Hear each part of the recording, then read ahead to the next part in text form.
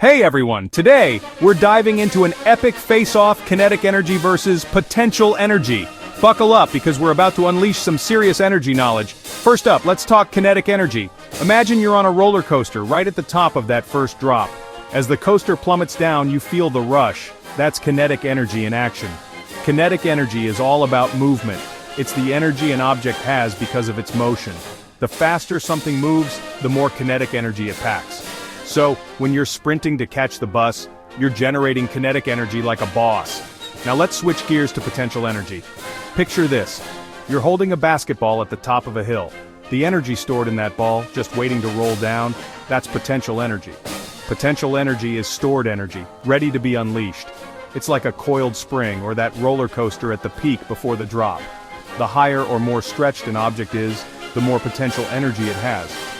So how do these two energies relate? Well, they're like two sides of the same coin.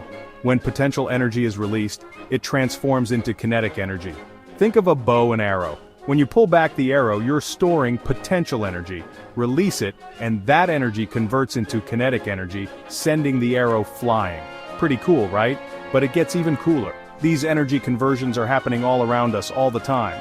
For instance, when you charge your phone, you're storing electrical potential energy in the battery. When you use your phone, that stored energy transforms into kinetic energy to power the screen, apps, and everything else. And here's a fun fact, even you are a master of energy conversion. When you eat food, your body stores chemical potential energy. When you run, jump, or even think, your body converts that stored energy into kinetic energy.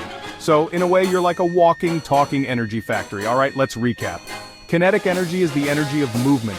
It's what makes things go, run, and fly. Potential energy is stored energy, waiting to be unleashed. It's the calm before the storm, the energy ready to be converted into motion.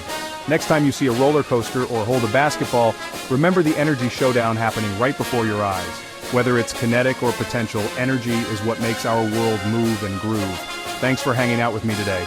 If you enjoyed this energy-packed showdown, hit that like button, subscribe, and drop a comment below. Stay curious and keep exploring the amazing world of science. Catch you in the next video. Peace out.